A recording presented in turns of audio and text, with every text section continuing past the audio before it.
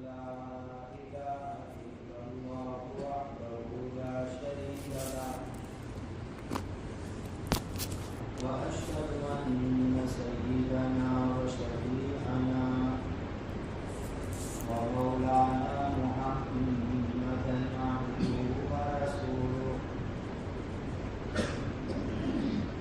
صلوات الله تبارك وتعالى عليه وعلى آله وأصحابه وذرياته وأهل بيته وأهل طاعته وبارك وسلم تسليما كثيرا كثيرا. أما بعد فأعوذ بالله من الشيطان الرجيم. بسم الله الرحمن الرحيم.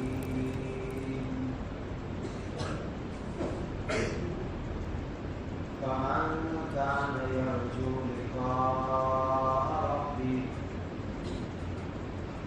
فليعمل عملا صالحا ولا يشرك بعبادة ربه أحدا. صدق الله مولانا العظيم.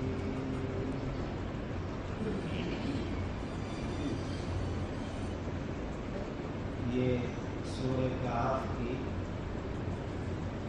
آخری آیت پڑھ کر کے سنائی گئی.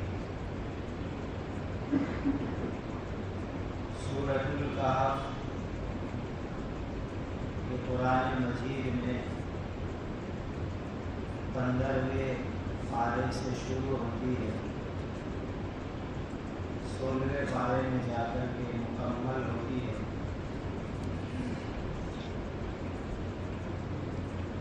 اگر اللہ تعالیٰ توفیق دے گئے، بندہ ہمت کر لے گئے تو روزانہ ایک مرتبہ سورہ کہف پڑھنی چاہیے. یہ فتنوں کا زمانہ ہے اور فتنوں کے زمانے میں سورہ کہف کی تلاوت فتنوں سے حفاظت کے لیے بہت زیادہ فائدے کی صورت ہے. اگر روزانہ سورہ کہف نہ پڑھ سکے تو کم سے کم جمعہ کی دن پڑھ لیا کرو.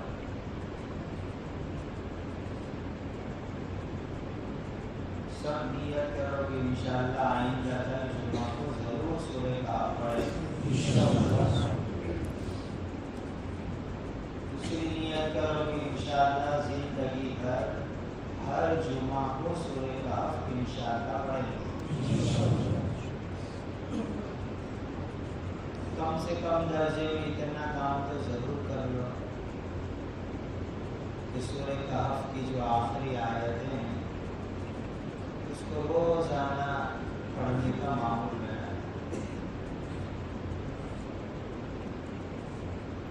قل هل ننبئكم بالأخسرين أعمالا الذين ضل سعيهم في الحياة الدنيا. وہاں سے لے کر ختم تک یہ آخری آیت ہے. یہ کم سے کم درجہ میں آپ کو بتایا تھا. روزانہ اس کو پڑھنے کا معمول بنا لو. اللہ تعالیٰ اس کی برکت سے دجال کے فتنوں سے اور دجالی فتنوں سے حفاظت کرے.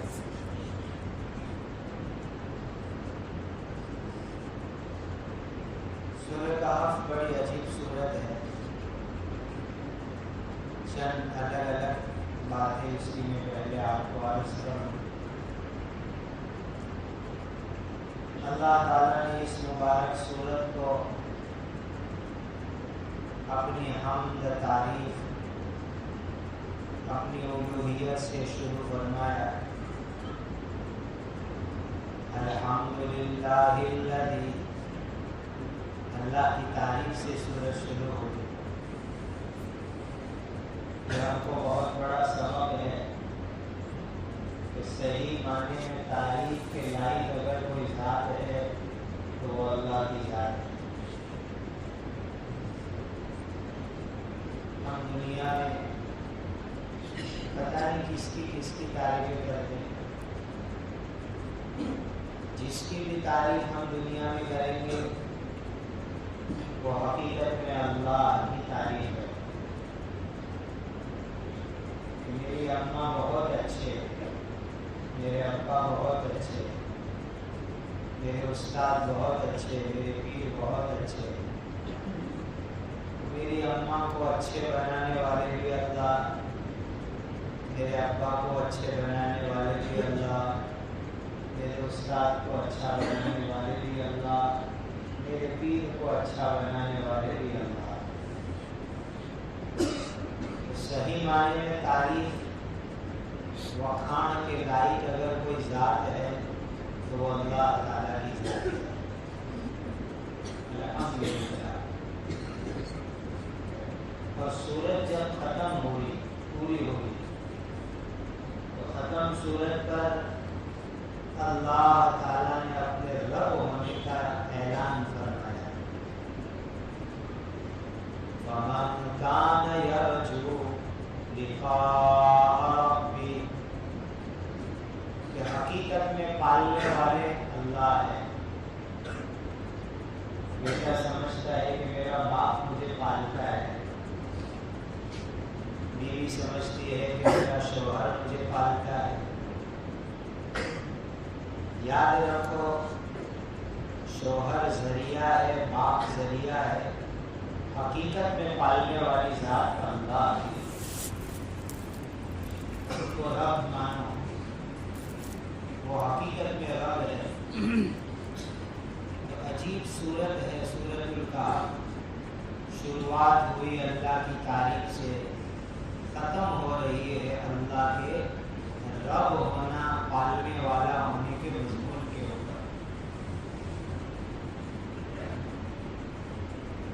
پھر پہلی ہی آیت میں اللہ تعالیٰ نے میرے اور آپ کے پیارے آقا تاجدار مدینہ حضرت محمد رسول اللہ صلی اللہ علیہ وسلم کو اپنا بندہ بتلایا۔ کیوں میرے بندے؟ الحمدللہ الذی انزل علی عبدہ الکتاب، کہ حضرت محمد صلی اللہ علیہ وسلم میرے بندے ہیں۔ اللہ فرماتے ہیں بندہ کس کو کہتے ہیں؟ جو گناہ میں گندا نہ ہو وہ ہے بندہ۔ ایک دم آسان بات یاد رکھنا، بندہ کس کو کہتے ہیں؟ جو گناہ کر کے گندا نہ ہوئے وہ ہے بندہ۔ اگر مجھے اور آپ کو اللہ کا بندہ بننا ہے تو گناہ کی گندگی سے اپنے آپ کو بچانا ہوگا، تو حقیقت میں ہم اللہ کا بندہ بن جائیں گے۔ تو ہمیشہ یاد رکھنے میں اس بات کو کہ بندہ اس کو کہتے ہیں جو گناہ کر کے گندا نہ ہوئے وہ ہے بندہ۔ ایک دوسری بات یاد رکھو بندے کے بارے میں، بندہ اس کو کہتے ہیں جو ہمیشہ اپنے مالک کی طرف نظر رکھے، اس کی نظر اپنے مالک کی طرف سے کبھی نہ ہٹے، وہ ہے حقیقت میں بندہ۔ اگر ہم حقیقت میں اللہ کا بندہ بننا چاہتے ہیں تو ہماری ہمیشہ نظر اللہ پر ہو، اللہ کی طرف سے ہماری نظر کبھی نہ ہٹے، وہ حقیقت میں بندہ ہے۔ نظر اللہ پر لگاؤ، دھیان اللہ سے لگاؤ، وہی میرے مالک، میں ان کا بندہ۔ تو بندہ وہ جو ہمیشہ اپنے مالک پر نظر رکھے، مالک کی طرف سے نظر نہ ہٹے، اس کا نام رکھا جاتا ہے بندہ۔ تو شروع سورہ کہف میں حضرت نبی کریم صلی اللہ علیہ وسلم کو اللہ نے اپنا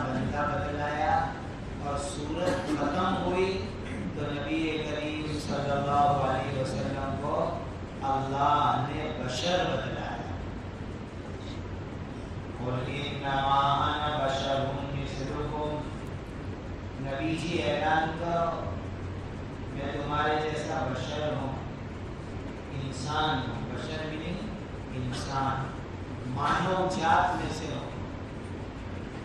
یہ حضور کے لیے اعلان کروایا. معلوم ہوا انسان انسان بن کے رہے، انسان انسان بن کے رہے، اس میں اس کی دنیا میں آخرت میں عزت ہے. بشر بن کے رہے، انسان بن کے رہے. کہتے ہیں کہ انسان انس سے نکلا ہے، یعنی ہر ایک کے ساتھ اچھا برتاؤ، ہر ایک اس کے ساتھ مانوس ہو، کسی کو اس سے گھبراہٹ اور ڈر نہ لگے، اس کو انسان کہا جائے. انسان انس یعنی ہر ایک کے ساتھ سیٹ ہو جائے، ہر ایک کو اس کے ساتھ اچھا لگے، کسی کو اس سے گھبراہٹ ڈر وحشت نہ لگے، اس کو کہتے ہیں انسان.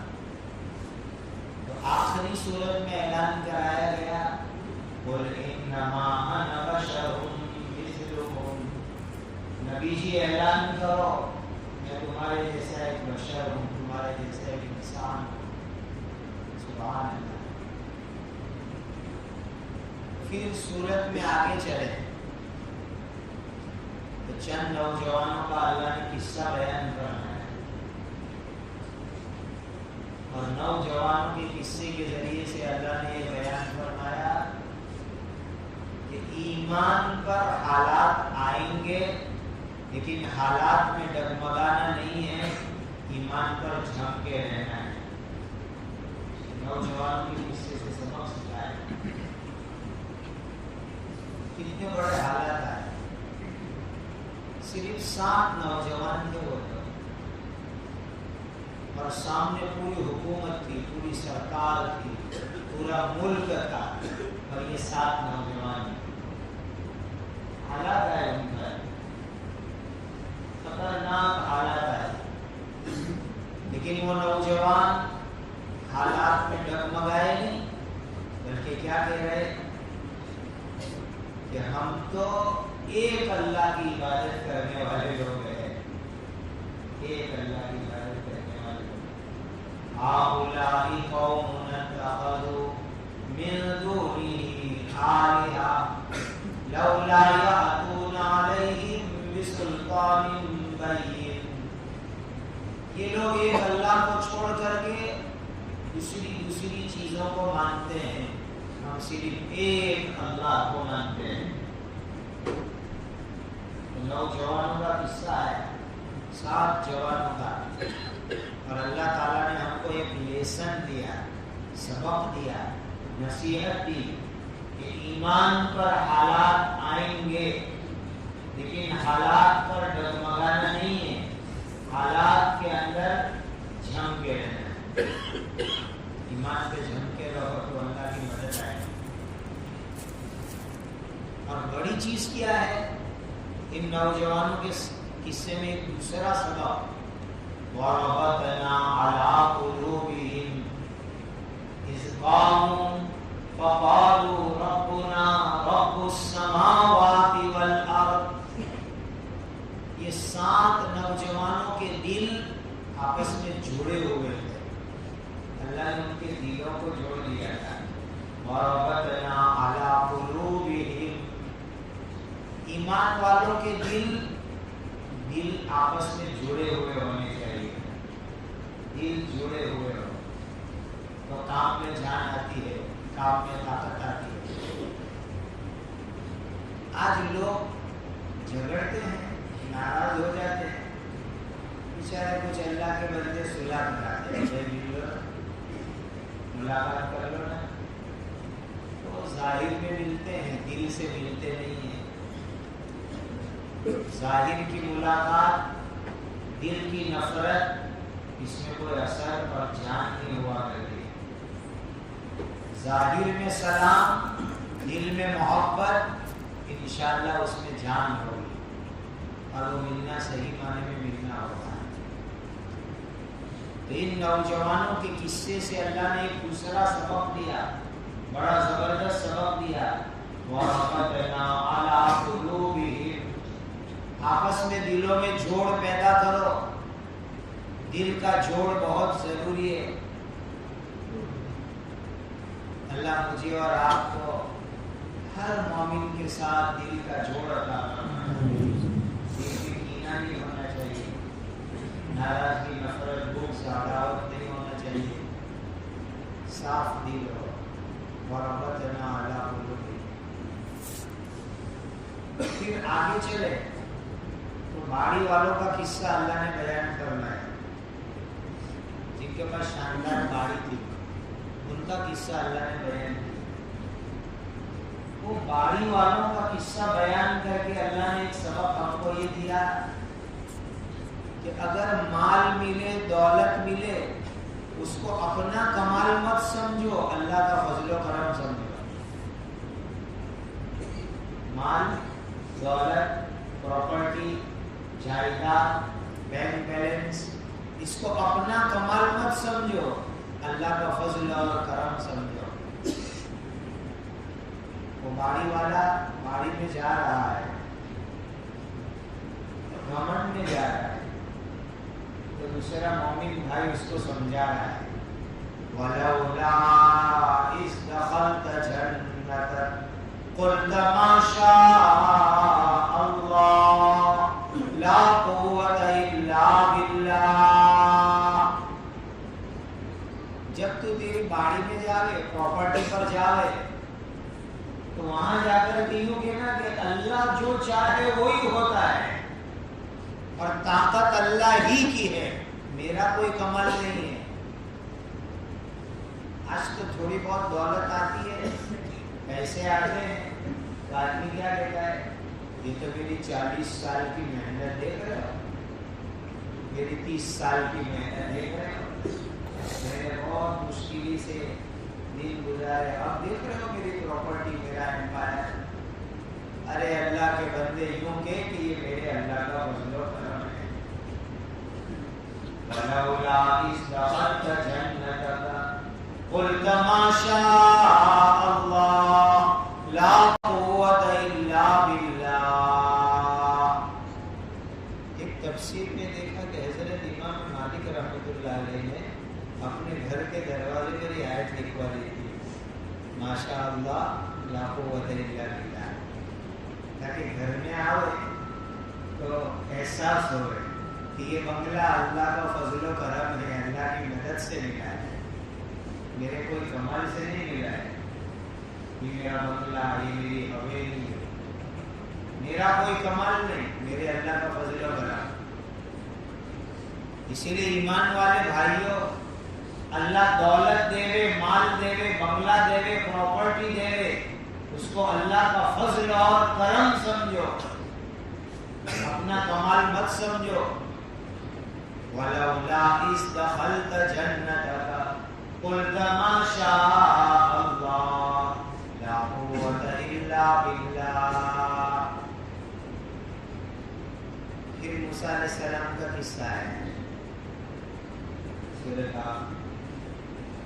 मूसा अलैहिस्सलाम के किस्से में एक ज़बरदस्त सबक है। हम अपने आप को मौलवी कहते हैं, मुफ्ती कहते हैं, आलिम कहते हैं, हमारे लिए बहुत बड़ा सबक है और हर मुसलमान के लिए सबक है कि कभी ये मत समझना कि दुनिया में सबसे बड़ा इल्म वाला मैं हूँ। कभी मत समझना कि इस दुनिया में सबसे बड़ा इल्म वाला मैं हूँ, मेरे ऊपर भी यकीनन कोई इल्म वाला जरूर है। कभी मत समझना मैं बड़ा आलिम, बड़ा इल्म वाला। और एक वली ने अजीब नुक्ता लिखा है कि जो आदमी ये समझता है कि मैं सबसे बड़ा इल्म वाला हूँ, वो दज्जाली फितने के अंदर मुब्तला हो गया है। समझो, वो दज्जाली फितने में मुब्तला हो गया है। कभी ये मत समझो मैं सबसे बड़ा आलिम हूँ, मेरे ऊपर भी कोई बड़ा आलिम है। वफ़ौक़ कुल्लि ज़ी इल्मिन अलीम, हर इल्म वाले के ऊपर कोई बड़ा इल्म वाला है। कोई भी मुसलमान عام مسلمان ہو یا عالم ہو، کبھی اپنے آپ کو بہت بڑا علم والا نہ سمجھے. مجھے تو بہت کچھ جانکاری ہے، میں بہت کچھ جانتا ہوں، میرے پاس نالج اتنا ہے، میرے پاس اتنا زیادہ گیان ہے. کبھی یہ نہ سمجھے. موسیٰ علیہ السلام کہنے گئے، صحیح بات کہنے گئے، لیکن اللہ تعالیٰ نے فرمایا موسیٰ ہمارا ایک بندہ ہے خضر نام کا، اس کے پاس ایک علم ہے جو تمہارے پاس نہیں ہے. حالانکہ اپنے زمانے کے نبی ہے، صاحب شریعت نبی ہے، تورات والے نبی ہے، اور صحیح بات کہی تھی کہ میں بڑا عالم ہوں، لیکن فوراً اللہ تعالیٰ نے فرمایا موسیٰ تم سے بڑے عالم، تم ایک علم ہے ہمارا، وہ ہم نے تم کو نہیں دیا، وہ خضر کے پاس ہے، وہاں جاؤ. کبھی اپنے علم پر گھمنڈ مت کرو، ورنہ دجالی فتنے میں پڑو گے. اس کے بعد اللہ نے ذوالقرنین کا قصہ بیان فرمایا سورہ کہف میں. ذوالقرنین کے قصے میں ایک بہت بڑا سبق ہے ہمارے لیے. لوگوں کی خدمت کرو فی سبیل اللہ، فری آف چارج، کوئی مقصد نہیں، کوئی غرض نہیں. خدمت کرو، سیوا کے کام کرو، بہت اچھا ہے یہ کام. آج کے حالات میں یہ کام بہت ضروری. ریلیف کے کام، خدمت کے کام، سیوا کے کام، جنت میں جانے کا شارٹ کٹ راستہ، جنت میں جانے کا مختصر راستہ، جنت میں جانے کا آسان راستہ وہ مخلوق کی خدمت کا راستہ ہے. لیکن اللہ واسطے کرو، کوئی غرض نہیں، ناٹ کی بھی غرض نہیں، واٹ کی بھی غرض نہیں، اللہ واسطے کرو خدمت کے کام. اس ذوالقرنین کو لوگوں نے کہا کہ حضرت ہم آپ کو کچھ پیسے دے رہے، ان یاجوج و ماجوج مفسدون فی الارض فهل نجعل لك خرجا على ان تجعل بیننا وبینہم سدا. حضرت ہم ٹیکس دیتے ہیں، ٹیکس. آپ دیوار بنانے کا کام کر دو، ہم آپ کو پیسے دیتے ہیں، آپ دیوار بنانے کی خدمت کر دو. تو کیا فرمایا؟ نہیں بھائی، مجھے تمہارا ٹیکس نہیں چاہیے، تمہارے پیسے نہیں چاہیے. قال ما مكنني فيه ربي خير، میرے رب نے، میرے اللہ نے جو دیا ہے بہت بہتر دیا ہے، مجھے تمہارے مال کی کوئی ضرورت نہیں. میں دیوار بنا دوں گا، فری میں بنا دوں گا، اپنے پیسے سے بنا دوں گا. خدمت کے کام کرو، لوگوں کی سیوا کے کام کرو، لیکن خدمت کیسے کرنے کی؟ لوگوں سے کوئی غرض نہیں، کوئی مطلب نہیں. انما نطعمکم لوجہ اللہ لا نريد منکم جزاء ولا شکورا. اللہ کو راضی کرنے کے لیے، کوئی بدلہ نہیں لینے کا، بلکہ کوئی ہمارا شکریہ ادا کرے، تھینک یو کہے، آبھار ویکت کرے، اس کا بھی انتظار مت کرو. اللہ کو راضی کرنے کے لیے سیوا اور خدمت کے کام کرو. یہ ذوالقرنین کے قصے سے آپ کو سبق ملا.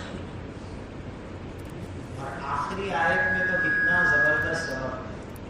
آخری آیت بہت بڑا سبق. آپ بھی چاہتے ہیں، میں بھی چاہتا ہوں کہ اللہ کا دیدار ہو جائے. چاہتے ہو؟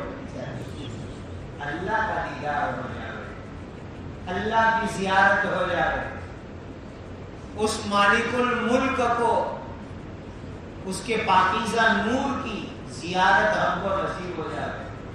سبحان اللہ. ہر ایک مومن چاہتا ہے. ہم اللہ سے دعا کرتے ہیں کہ اللہ آپ آخرت کے اندر اپنی زیارت اور دیدار سے ہمیں مالا مال فرمائیں. مالک ہمارا پیدا کرنے والے اللہ، ان کی زیارت، ان کا دیدار نصیب ہو جائے، اس سے بڑی کیا نعمت ہو سکتی ہے؟ سب سے بڑی نعمت. حدیث میں آتا ہے کہ جنتی لوگ جنت میں چلے جائیں گے، حور ہے، بنگلے ہیں، کھانا پینا ہے، پھر ایک دن اللہ تعالیٰ پوچھیں گے کچھ کمی کرنے کچھ نہیں، کچھ اور چاہیے کچھ نہیں چاہیے، کب میں کیسی نعمت دوں گا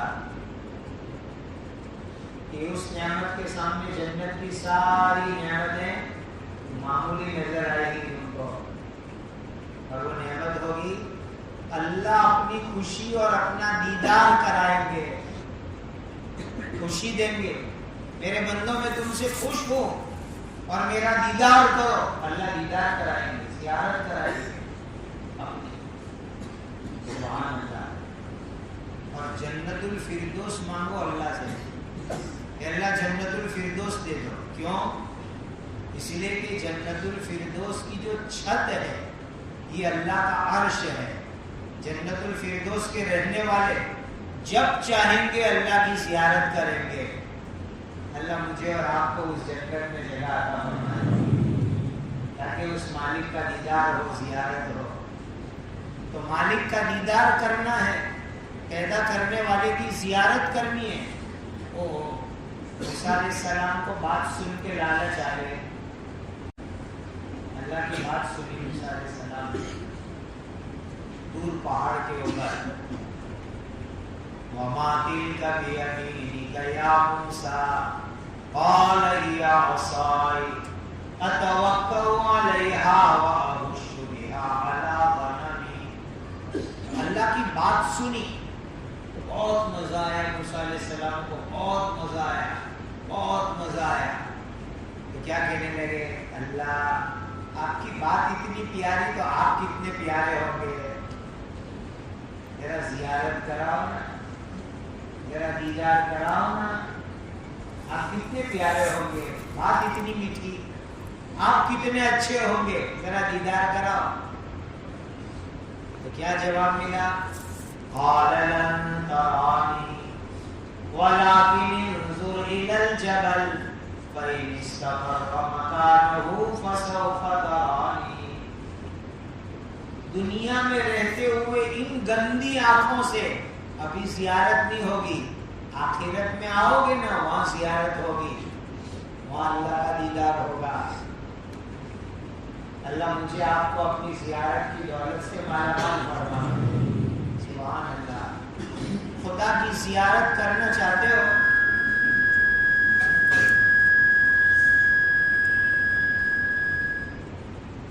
اللہ کا دیدار کرنا چاہتے ہو تو دو کام کرو، دو کام کرنے قرآن میں اللہ نے فرمایا، جو دو کام کرے گا اللہ اس کو اپنا دیدار، اپنی زیارت، اپنی ملاقات کرائیں گے۔ فَمَنْ كَانَ يَرْجُو لِقَاءَ رَبِّهِ، جو اپنے رب کی، مالک کی ملاقات کرنا چاہے، دیدار کرنا چاہے، زیارت کرنا چاہے تو فَلْيَعْمَلْ عَمَلًا صَالِحًا، نیک کام کرو، نیک کام کرو، اللہ کا دیدار ملے گا۔ اور دوسرا وَلَا يُشْرِكْ بِعِبَادَةِ رَبِّهِ أَحَدًا، اپنے رب کے ساتھ عبادت میں کسی کو پارٹنر مت بناؤ، بھاگیدار مت بناؤ، شریک مت بناؤ، اکیلے اللہ کی عبادت کرو۔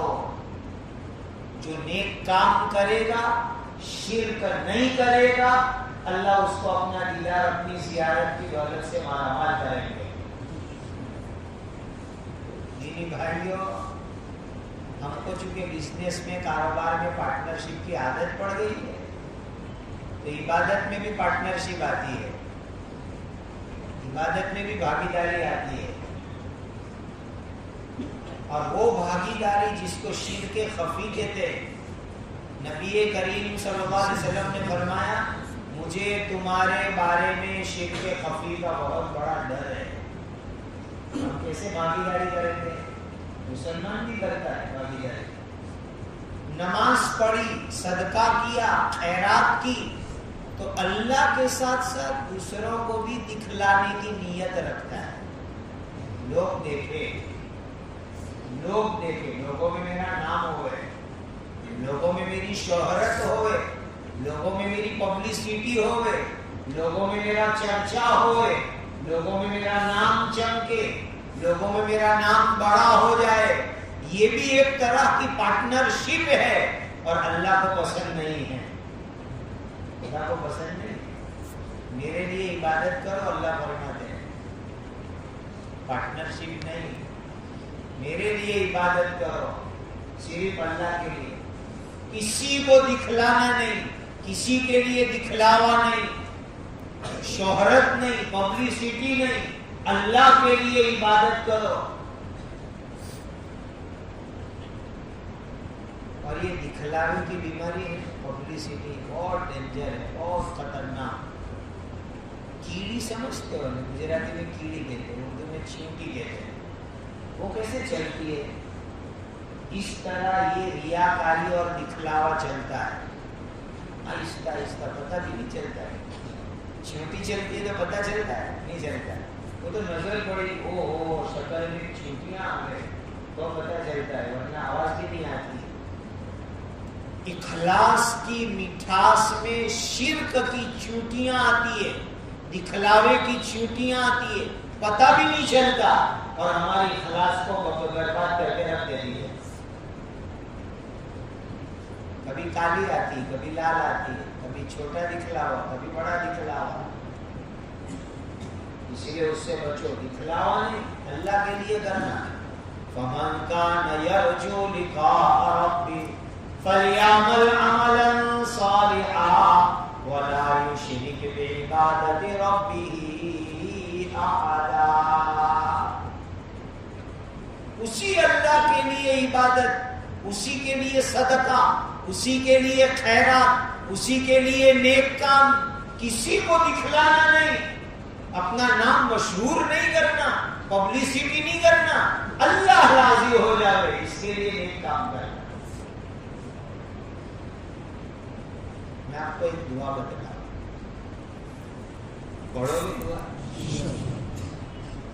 حضرت نبی کریم صلی اللہ علیہ وسلم نے بتایا کہ دکھلاوے کی بیماری ہے، ریاکاری، پبلسٹی، نام چمکانا، اس سے حفاظت کی دعا ہے۔ اس میں آئیے روز 3 مرتبہ پڑھ، کسی بھی ٹائم پہ پڑھ لو، صبح پڑھو، شام پڑھو، دوپہر میں پڑھو۔ اس دعا کی برکت سے اللہ ریاکاری، دکھلاوا، پبلسٹی، شہرت، یہ جتنی بھی گندگیاں ہیں جو وہ ختم کر دیں گے، اور اخلاص آئے گا زندگی میں، اخلاص، اللہ کے لیے عمل کرنا آئے گا۔ چھوٹی سی دعا ہے، یاد کر کے روز 3 مرتبہ پڑھ لیا کرو۔ حضرت ابوبکر صدیق رضی اللہ تعالیٰ عنہ اس کے راوی ہے، اللہم انی اعوذ بک ان اشرک بک وانا اعلم بک واستغفرک لما لا اعلم بک۔ کتنی چھوٹی دعا ہے، اللہم انی اعوذ بک ان اشرک بک وانا اعلم بک واستغفرک لما لا اعلم بک۔ ایک دم چھوٹی دعا، اللہم انی اعوذ بک ان اشرک بک وانا اعلم بک واستغفرک لما لا اعلم بک۔ اے اللہ، میں جو چیز جانتا ہوں اور اس میں تیرے ساتھ کسی کو شریک کرتا ہوں، اس سے میں حفاظت چاہتا ہوں، اور مجھے پتہ نہ چلے اور تیرے ساتھ شریک کر دیا، اس میں اللہ مجھے معاف کر دینا۔ یہ دعا حدیث میں آئی، جو 3 مرتبہ روزانہ پڑھے گا اللہ اس کو اخلاص کی دولت سے مالا مال کریں گے۔ جس کو مخلص بندہ بننا ہو وہ یہ دعا روز 3 مرتبہ پڑھے، اللہم انی اعوذ بک ان اشرک بک وانا اعلم بک واستغفرک لما لا اعلم بک۔ بعض طرق میں شیئن کا لفظ بھی ہے۔ تو آخری آیت نے یہ بتلایا اللہ کا دیدار کرنا ہے، اللہ کی زیارت کرنی ہے، تو 2 کام کر لو۔ فَمَنْ كَانَ يَرْجُو لِقَاءَ رَبِّهِ فَلْيَعْمَلْ عَمَلًا صَالِحًا وَلَا يُشْرِكْ بِعِبَادَةِ رَبِّهِ أَحَدًا۔ جو آدمی یہ چاہتا ہو کہ اپنے رب کا دیدار کرے، رب کی ملاقات کرے، تو نیک کام کرے اور اللہ کے ساتھ کسی کو شریک اور پارٹنر نہ بناوے۔ کتنی زبردست بات اللہ تعالیٰ نے فرمائی۔ اس سورہ کہف کے چند نکات یعنی پوائنٹ میں نے آپ کو بتلایا۔ اللہ تعالیٰ میری زندگی میں بھی اتار دے، اپنے فضل و کرم سے آپ کی زندگی میں بھی اتار دے۔ بڑے کام کے یہ نکات ہے، اللہ اس پر مجھے آپ کو عمل کرنے والا بنا دے۔ ایک واقعہ سناؤں میں، قصہ آج کے حالات پر بہت فٹ ہونے والا قصہ، بڑا زبردست لیسن ہے اس قصے میں، بڑا سبق۔ آپ سب نے ایک بڑا مبارک نام سنا ہے، حضرت خواجہ حسن بصری رحمۃ اللہ تعالی علیہ۔ نام سنا ہے آپ لوگوں نے؟ فضائل اعمال میں بھی ان کا نام آتا ہے، مولانا لوگوں کے بیان میں بھی آتا ہے، قرآن حدیث پڑھنے پڑھانے والوں کے سبق میں بھی آتا ہے، حدیث کی سند میں بھی آتا ہے۔ بہت بڑے محدث ہے، بہت بڑے مفسر ہے، بہت بڑے تابعی ہے، بہت بڑے صوفی ہے، بہت بڑے اللہ کے ولی ہے، بہت بڑے بزرگ آدمی ہے، حضرت خواجہ حسن بصری رحمۃ اللہ تعالی علیہ۔ بصرہ میں رہتے تھے، بصرہ عراق میں آتا ہے، وہاں رہتے تھے۔ آپ کے مبارک زمانے کے اندر ایک دوسرا نام تھا، بڑا ڈینجر نام، جس کا نام سنتے ہی لوگ ڈر جاتے تھے، نام سنتے ہی لوگ ڈر جاتے، اتنا ڈینجر نام، اور وہ نام تھا حجاج ابن یوسف۔ اور ڈینجر آدمی تھا۔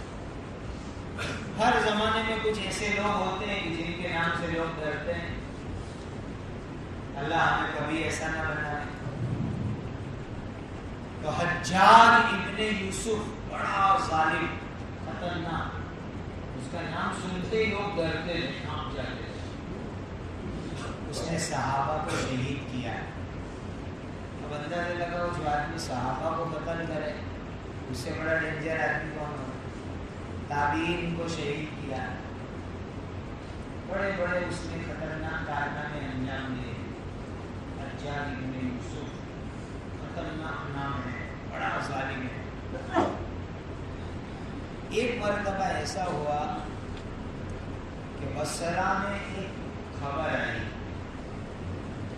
کہ حجاج ابن یوسف لشکر لے کر کے بصرہ آ رہا ہے۔ بہت دھیان سے یہ قصہ سننا آج کے حالات کے اعتبار سے۔ بصرہ شہر کے لوگوں نے خبر سنی کہ حجاج ابن یوسف لشکر لے کر کے بصرہ آ رہا ہے۔ بصرہ میں گھبراہٹ کا ماحول ہو گیا، سب ڈر گئے، اچھا وہ ظالم ہمارے شہر میں آ رہا ہے۔ بصرہ والے سب جمع ہوئے، بڑے بڑے لوگ، ذمہ دار لوگ، بڑی لوگ، کیا کریں؟ تو انہوں نے آپس میں رائے سے ہی طے کیا ہم شہر سے باہر جاتے ہیں، حجاج ابن یوسف سے زوردار مقابلہ کریں گے اور اس ظالم کو ہم قتل کریں گے۔ مقابلہ کریں گے، ظالم کو قتل کر دیں گے، یہ انہوں نے پلان بنایا۔ اب دھیان سے سنو، پھر کہنے لگے کہ چلو اپنے شہر میں اتنے بڑے اللہ کے ولی ہے حضرت حسن بصری، حضرت سے جا کے مشورہ کریں۔ بہت اچھا، اب آئے سب حضرت حسن بصری کے پاس مشورہ کرنے کے لیے آئے، بڑے بڑے لوگ، ذمہ دار لوگ۔ اور یہ بڑی بات ہے، یہ سمجھنے کی بات ہے۔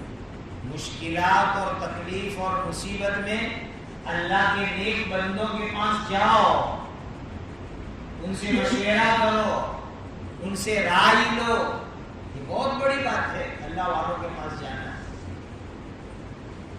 تو بصرہ شہر والے حضرت حسن بصری کی خدمت میں آئے،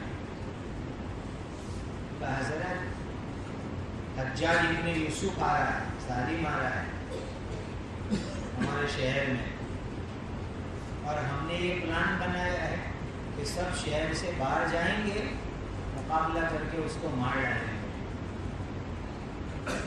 دیکھیے اللہ والوں کی نظر کہاں ہوتی ہے۔ حضرت حسن بصری رحمۃ اللہ علیہ نے فرمایا ایک حجاج کو قتل کرو گے تو اس سے تمہارا مسئلہ حل ہونے والا نہیں ہے۔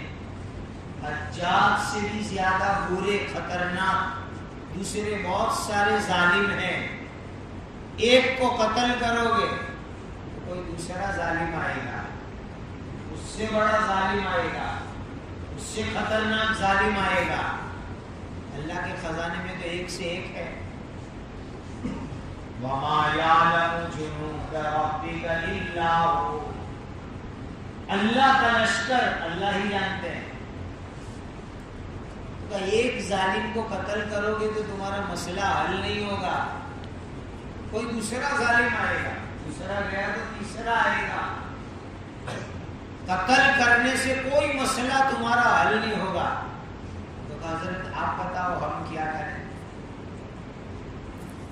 حضرت حسن بصری رحمۃ اللہ علیہ نے، اس اللہ کے ولی نے 3 باتیں بتائی مسئلہ والے کو کہ جاؤ پیارو 3 باتوں پر عمل کرو، 3 باتوں پر جو عمل کرنا شروع کرو جاؤ۔ اور یہ تینوں باتوں ہم سب کے لیے آج کے حالات میں بہت بڑی نصیحت ہے، بہت بڑی نصیحت ہے، بہت بڑا سبق ہے۔ پہلی بات، تینوں بات دھیان سے سنو۔ جس کسی کے پاس حرام کا مال ہو، دوسروں کا مال ہو جو غلط طریقے سے لیا ہو، وہ مالک کو واپس کر دے گے۔ جس کا غلط مال لیا اس کو لوٹا دے گے، اور مالک نہ ملے تو مسجد کے دروازے کے اوپر کھڑے ہو کر غریبوں کو صدقہ کر دے گے۔ پہلی نصیحت، دھوکہ دے کر کسی کا مال لے لیا، جھوٹ بول کے لے لیا، بناوٹ کر کے لے لیا، زبردستی لے لیا، غصب کر کے لے لیا، حق ادا نہیں کیا۔ کسی دوسرے کا مال اگر لیا ہوا ہے حرام کا مال تو اس کو واپس کر دے مالک کو، اور مالک نہ ملے تو صدقہ کر دو۔ ہوتا ہے کہ 40 برس پہلے لیا تھا، اب وہ آدمی ملتا ہی نہیں، اس کی اولاد بھی نہیں ملتی، وہ تو شہر کے معروف تھے، خالی کر کے چلے گئے، کہاں گئے معلوم نہیں۔ ہم نے تو مقامی لوگوں کو بھی نہیں چھوڑا، بھاڑوں کو بھی نہیں چھوڑا، اب کہاں ڈھونڈنے جائیں گے ان کو؟ فرمایا صدقہ کرو۔ عجیب بات ہے، اور کان کھول کے سن لو میرے مسلمان بھائیوں، اگر ہمارے مال میں، ہماری دولت میں، ہماری کمائی میں غلط طریقے کا مال ہوگا، غلط طریقے کی دولت ہوگی، حرام کی دولت ہوگی، اللہ کے یہاں دعا قبول نہیں ہوتی ہے، دعا ریجیکٹ ہو جاتی ہے، رد ہو جاتی ہے، قبول نہیں ہوتی ہے۔ مفسرین نے حضرت موسیٰ علیہ السلام کا واقعہ لکھا ہے۔ حضرت موسیٰ جیسے نبی کا وہ جا رہے ہیں تو ایک آدمی دعا میں بیٹھا ہوگا، خوب دعا مانگ رہا ہے، خوب دعا مانگ رہا ہے، خوب دعا مانگ رہا ہے۔ موسیٰ علیہ السلام نے دیکھا کہ آدمی بہت دعا کر رہا ہے، کسی کام سے جانا تھا واپس آیا کام پورا کر کے، وہ آدمی دعا میں لگا ہوا ہے، مسلسل دعا مانگ رہا ہے۔ حضرت موسیٰ علیہ السلام کو رحم آ گئے تو موسیٰ علیہ السلام نے اللہ کو درخواست کی، ریکویسٹ کی، وننتی کی، اے اللہ یہ بندہ کب سے دعا میں بیٹھا ہوا ہے، اس کی دعا آپ قبول کر لو۔ نبی دعا کے لیے سفارش کر رہے ہیں، اے اللہ اس کی دعا قبول کر لو، یہ کب سے دعا میں بیٹھا ہوا ہے۔ تو اللہ کے یہاں سے جواب آیا کہ اس نے جو دعا میں ہاتھ یہاں تک اٹھائے ہیں، اس بندے کو یوں کہو اگر یہ اپنے ہاتھ آسمان تک بھی اٹھا دے ہم اس کی دعا قبول نہیں کریں گے. کہہ دو اس کو صاف صاف. ابھی تو کندھے تک اٹھائے, آسمان تک بھی اگر اس نے ہاتھ اٹھا لیے ہم اس کی دعا قبول نہیں کریں گے جب تک کہ اس کے مال میں سے حرام ہٹ نہ جائے. اس کو کہو پہلے حرام ہٹاوے تو ہم اس کی دعا قبول کریں گے. تو موسیٰ علیہ السلام وہ آدمی کے پاس گئے, بھائی تیرے مال کو دکھا, حساب کرا. حساب کیا, مال چیک کیا, دھیان سے سنو, 4 درہم حرام کے نکلے. 4 درہم حرام کے نکلے. وہ 4 درہم موسیٰ علیہ السلام نے الگ کروائے, صدقہ کروائے. پھر کہا بیٹھ جا بندے دعا میں. 4 حرام کے درہم جیسے الگ ہو گئے اللہ نے اس بندے کی دعا کو قبول فرمایا. صرف 4 درہم کی وجہ سے دعا قبول نہیں ہو رہی تھی.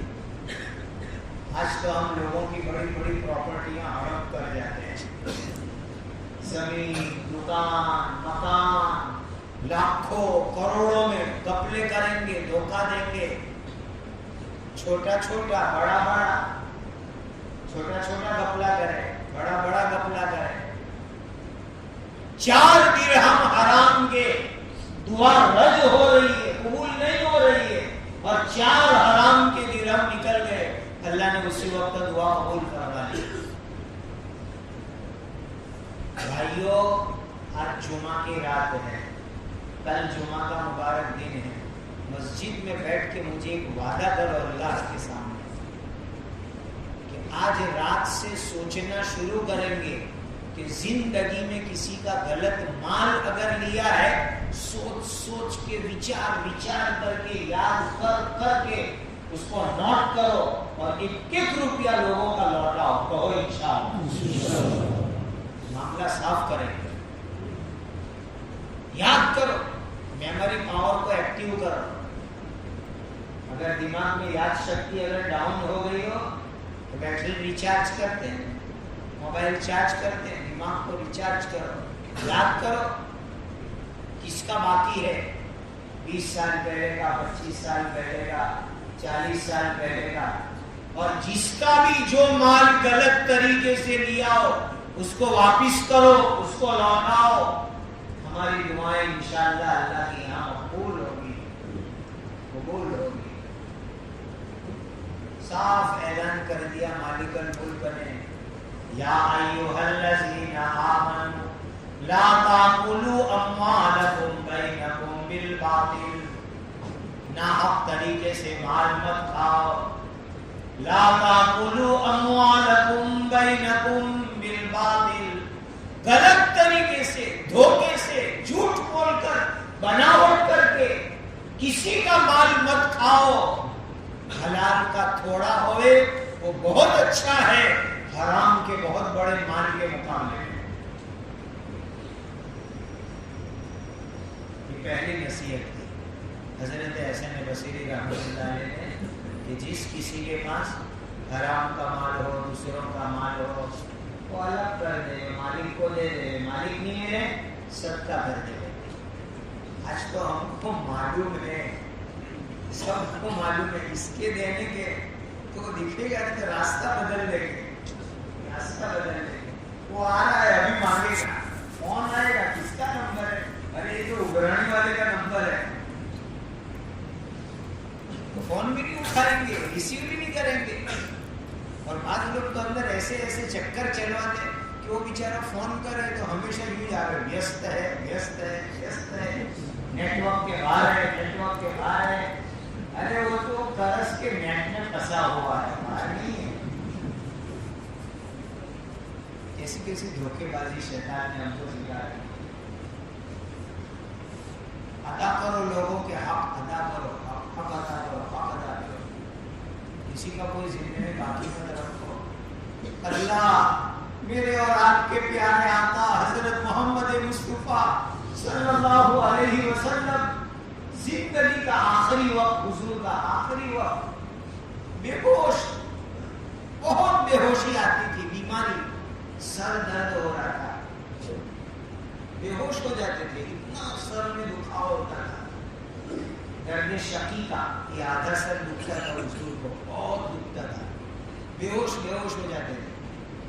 ہوش آیا، کہا مجھے وضو کراؤ، مسجد میں لے جاؤ، تیاری کرائی، پھر بے ہوش ہو گئے.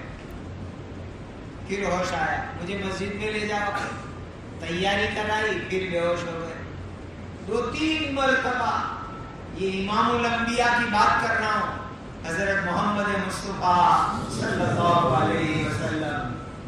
اب مجھے مسجد میں لے جاؤ، بے ہوشی میں 2 آدمی کے سہارے سے، 2 آدمی کا ٹیکا لگا کر مسجد میں تشریف لائے، منبر پر تشریف لائے، مدینہ کے مردوں کو جمع فرمایا، سب کو بلاؤ.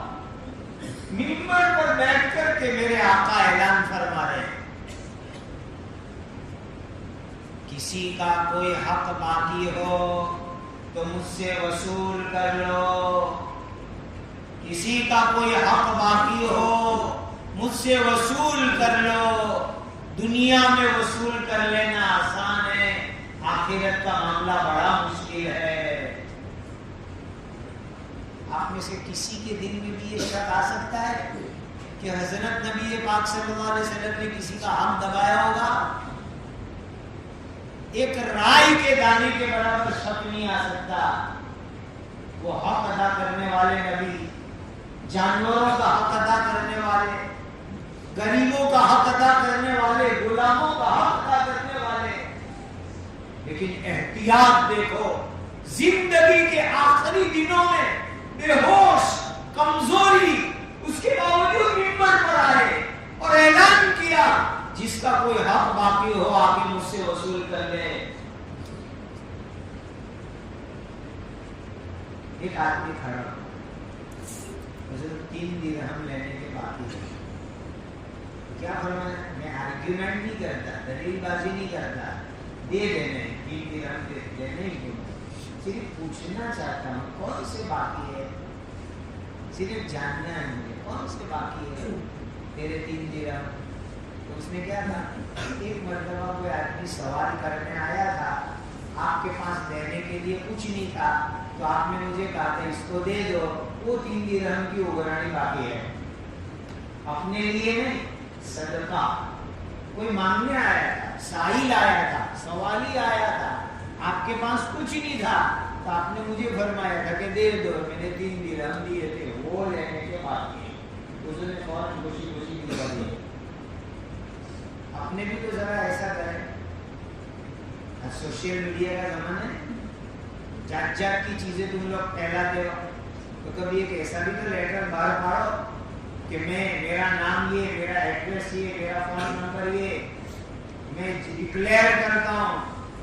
کبھی جمعہ پڑھ کے مسجد میں کھڑے ہو جاؤ، میں اعلان کرتا ہوں کسی کا کوئی حق باقی ہو تو وصول کر لو، دنیا سے جانے سے پہلے میں ادا کر دوں تاکہ اللہ کی یہاں میری پکڑ نہ ہو. یہ چیزیں ہیں. ایسے لوگ ملیں گے کہ میری 25 سال سے جماعت سے نماز نہیں چھوٹی، 40 سال ہو گئے تکبیر اولیٰ نہیں چھوٹی. ملا ہوں ایسے آدمی سے، ابھی تازہ بات، 40 سال میں تکبیر اولیٰ نہیں چھوٹی. ایک مرتبہ لیٹ ہو گئے تو قدرتی شان یہ ہوئی کہ امام صاحب کی غلطی ایسی ہوئی کہ نماز دہرانی پڑی. ان کی کرامت، میں تو کرامت ہی کہتا ہوں. 40 سال میں تکبیر اولیٰ نہیں چھوٹی. ایک مرتبہ چھوٹی تو اس نے امام صاحب نے نماز گڑبڑ کی، پوری نماز دہرانی پڑی، تو چھٹی سے شروع سے نماز کے لیے. ایسے بندے ملیں گے. ہم اس زمانے میں ایسے بندے دیکھنا چاہتے ہیں جو اعلان کرے میرے ذمے کسی کا حق ہو آ کے لے جاؤ.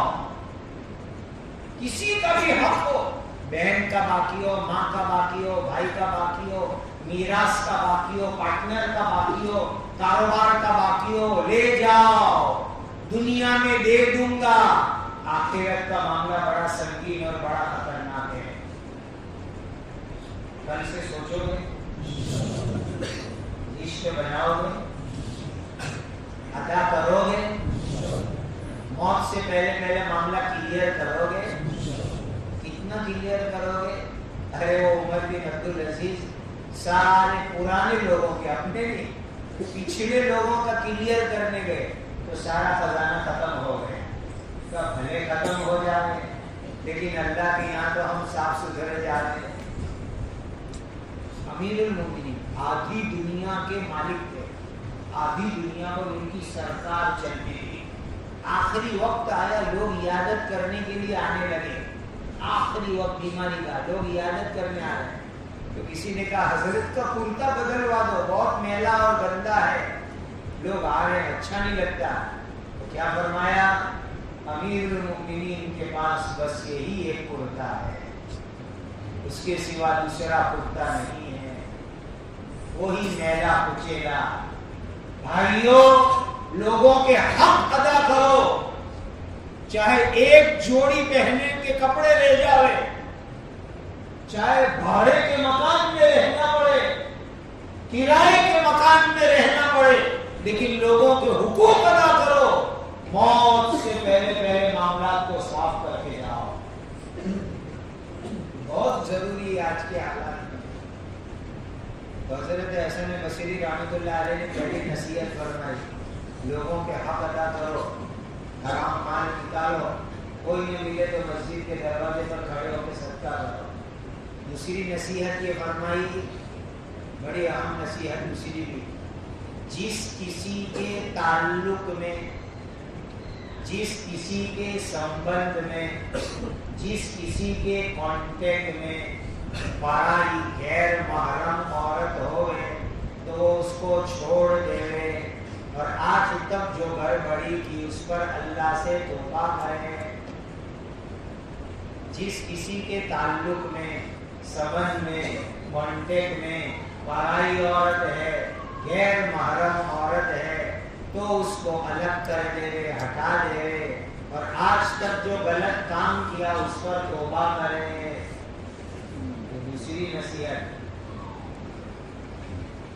और शैतान है ना, और चालाक है, और चालाक शैतान, वो जीना के लिए नए नए टाइटल लाता है, नए नए टाइटल। अभी शैतान ने एक नया टाइटल क्या चलाया है, हमारे नौजवानों को कहेगा, नौजवान भाइयों को, बेटा गर्लफ्रेंड तो होनी चाहिए, उसके भी लिए जिंदगी में मजा किया। और नौजवान बेटियों को सिखाता है, एक आध बॉयफ्रेंड तो होना चाहिए, वरना जिंदगी में मजा क्या। ये जिंदगी में जीना का टाइटल है, टाइटल। शैतान ने नया टाइटल चला है, बॉयफ्रेंड गर्लफ्रेंड, ये जीना का टाइटल शैतान का चलाया हुआ। तो फरमाया हजरत हसन बसरी रहमतुल्लाह अलैह ने, जिसके ताल्लुक में, जिसके संबंध में, जिसके कांटेक्ट में पराई लड़की हो, पराई औरत हो, खत्म करो ताल्लुक।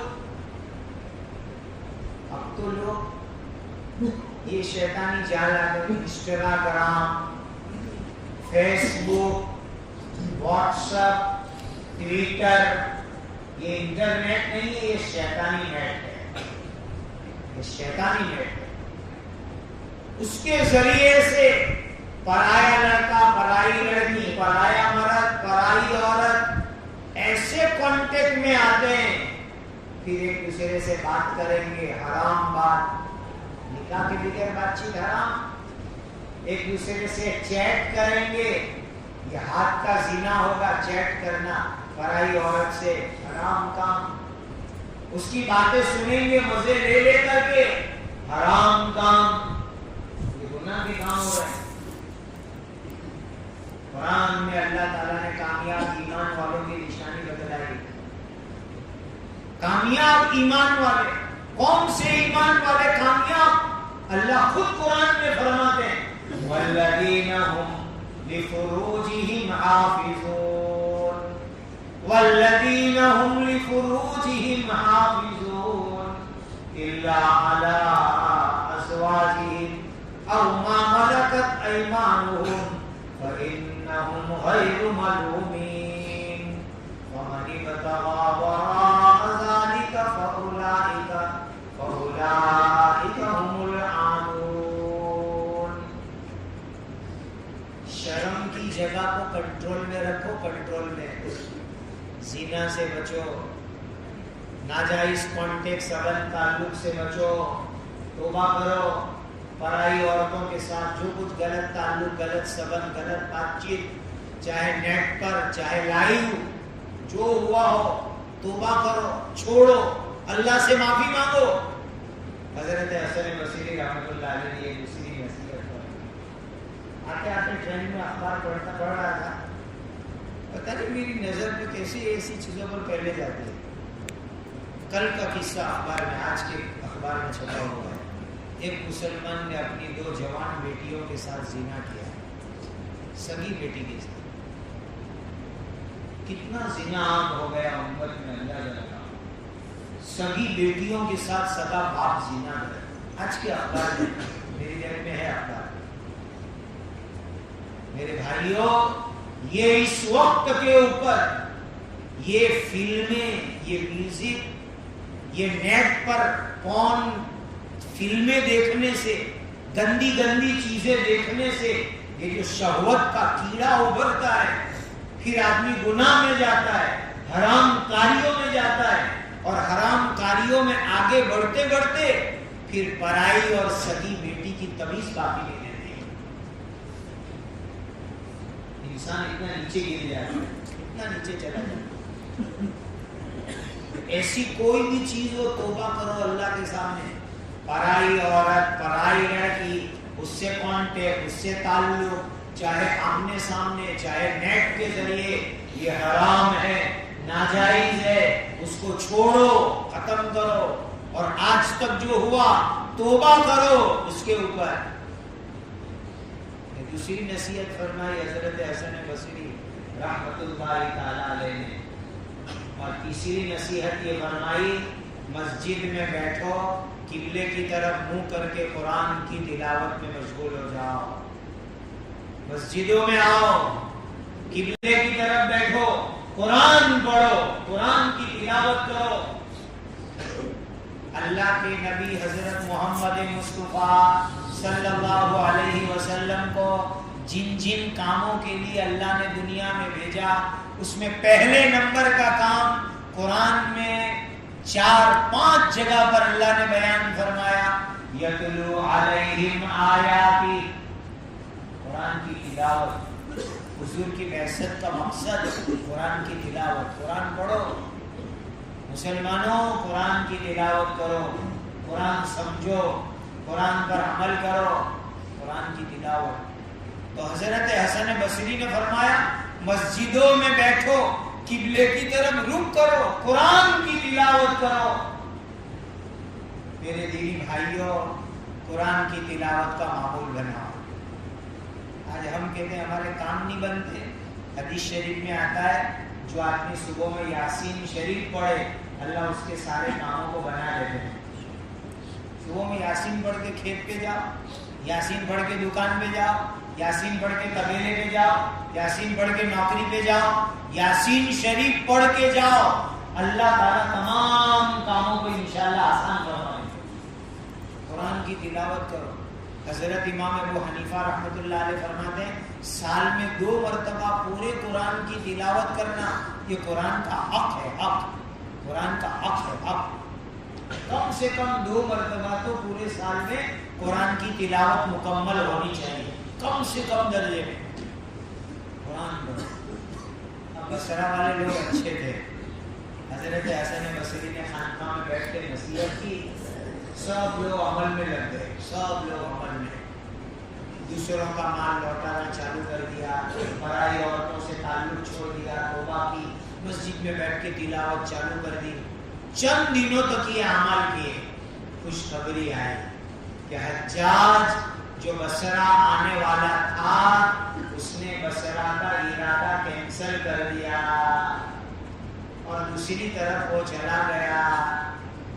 اب پورے بصرہ میں تو عید آ گئی، خوشی خوشی کا ماحول آ گیا، اور لوگ دوڑے دوڑے خانقاہ پر آئے حضرت حسن بصری کے پاس، حضرت وہ ظالم نہیں آ رہا ہے، وہ دوسری طرف چلا گیا۔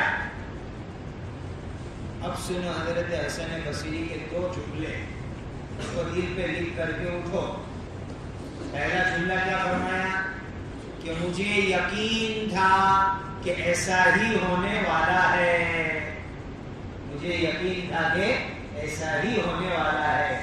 دوسرا جملہ فرمایا کہ جو آدمی بھی، جو قوم بھی یہ تین کام کر لے، اللہ آنے والی مصیبت کو دور کر دیتے ہیں اور ان کی دعاؤں کو اللہ قبول فرماتے ہیں۔ جو قوم بھی، جو انسان بھی یہ تین کام کر لے، اللہ آنے والی مصیبت کو دور کر دیتے ہیں اور اللہ تعالیٰ ان کی دعاؤں کو قبول فرماتے ہیں۔ یقیناً اس وقت بڑی مصیبتوں سے امت گزر رہی ہے، بڑی بلا اور آزمائش کے حالات سے امت گزر رہی ہے۔ تین کام شروع کر دو جو حضرت حسن بصری نے بتایا، یہ قرآن اور حدیث کی باتیں ہیں۔ تین کام: لوگوں کا پرایا مال کھانا نہیں، غلط طریقے سے کھانا نہیں، حرام کا کھانا نہیں، حق دبانا نہیں، اور آج تک جو ہو گیا وہ حق ادا کر دینا، پرائی عورتوں لڑکیوں سے تعلق نہیں رکھنا، مسجد میں بیٹھ کے قرآن کی تلاوت کرنا۔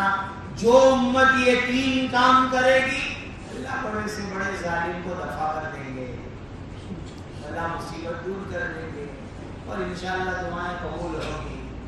کرو گے تین باتوں پر یاد رہے گی کہ ہے تیری کڑوی بول ہے ذرا کڑوی دوا، اس میں نمبر اوپر تو بہت بھاری حق ادا کرنا لوگوں کو بہت بھاری۔ ہمارے ایک دعوت کے بہت پرانے ساتھی ہیں، میرے سرکاری آفیسر تھے، تب سے ہی دعوت کے کام میں لگے ہوئے۔ پھر حضرت اقدس مولانا قطبالزمان صاحب سے اصلاحی تعلق کو حضرت نے ان کو اجازت دی تھی، بیعت بھی ہے، خلیفہ ہے حضرت کے۔ وہ اکثر ہفتہ اجتماع ہوتا ہے تو بیان میں وہ کہا کرتے ہمارے، دیکھو بھائی، ایک ہے دین عبادت والا اور ایک ہے دین معاملات والا۔ ایک ہے دین عبادت والا، نماز روزہ یہ عبادت والا دین ہے، اور ایک ہے دین معاملات والا، لوگوں کے حق ادا کرنا، حلال کاروبار کرنا۔ پھر کیا کہتے ہیں؟ عبادت والے دین پر عمل کرنے کے لیے 500 گرام ایمان چل جائے اور معاملات والے دین پر عمل کرنے کے لیے 5 کلو ایمان چاہیے۔ عبادت والے دین پر عمل کرنے کے لیے 500 گرام ایمان ہوئے تو چل جائے اور معاملات والے دین پر عمل کرنے کے لیے 5 کلو ایمان چاہیے تو معاملات والے دین پر عمل ہوئے۔ اور اپنے تو ٹاپ کوالٹی کے ایمان والے بننا ہے، 5 کلو والے، اور انشاءاللہ 5 کلو کی ڈگری میں اپنے کو جانا ہے، 500 گرام میں نہیں۔ اور وہ کب ہوگا؟ معاملہ۔ میں ہمارے ساتھیوں کو ایک بات کہا کرتا ہوں، آپ کو بھی کہو کہ فجر بعد 6 نمبر کا معمول ہوتا ہے نا، بیان کرنے کا 6 نمبر، تو ہم لوگ ایمان کو اتنا کھولتے ہیں کہ اشراق کا وقت ہو جاتا ہے، وہ اکرام والا نمبر کو کھولنے کی نوبت ہی نہیں آتی ہے۔ اب اشراق کا وقت ہوتا ہے تو اعلان کرے بھائی اشراق پڑھو گھر جاؤ، اکرام مسلم والے نمبر کو کھولو تو یہ سب چیزیں کھلے گی۔ لوگوں کا حق ادا کرنا، کسی کو ظلم نہ کرنا، معاملات کی صفائی، یہ سب اکرام مسلم میں آتا ہے۔ اور سن لو، شاید پہلے سنایا بھی ہوگا، حضرت جی مولانا محمد یوسف صاحب رحمۃ اللہ علیہ فرماتے تھے، اے ایمان والو، ایمان کی برکت سے اکرام والے بن جاؤ، تمہاری اکرام کی برکت سے دنیا ایمان والی بن جائے گی۔ ایمان کی برکت سے اکرام والے بنو، اکرام کی برکت سے دنیا ایمان والی بن جائے گی۔ تو ابھی ایمان والا نمبر تھوڑا کم کھول لے گا، نماز والا بھی تھوڑا کم، اور جلدی جلدی اکرام مسلم پر جانا سیکھو، ذرا اکرام والے نمبر کو بھی کھولو تاکہ معاملات کی صفائی آوے، لین دین کی صفائی آوے، لوگوں کو ستانا پریشان کرنا ذرا کم ہوئے، تکلیف دینا ذرا کم ہوئے۔ آج تو لوگ دوسرے کو ستانے کو اپنی کامیابی سمجھتے ہیں، دوسروں کو پریشان کرنے، یہ اکرام مسلم ہے، دوسروں کا اکرام کرو، پریشان مت کرو، معاملات کی صفائی لاؤ زندگی میں، اللہ ان گزارشات پر مجھے بھی عمل کی توفیق عطا فرمائے، آپ حضرات کو بھی عمل کی توفیق عطا فرمائے۔ یقیناً بڑے گندے حالات سے، بڑے مصیبت بھرے حالات سے ہم گزر رہے ہیں، لیکن یہ 3 کام کا اہتمام کر لو، انشاءاللہ اللہ تعالی حجاج جیسے ظالم کو دور کر دے گے، حجاج جیسے ظالم، اور عافیت کا ماحول اللہ نے جو بصرہ میں قائم فرمایا وہی اللہ آج بھی قدرت والے ہیں۔ پہلا کام لوگوں کے حق ادا کرنا، حرام مال لوٹا دینا، دوسرا کام پڑھائی عورتوں سے تعلق نہیں، تیسرا کام مسجدوں میں تعلق پیدا کرو، قرآن کی تلاوت کرو۔ اللہ مجھے آپ کو اس کی توفیق اور سعادت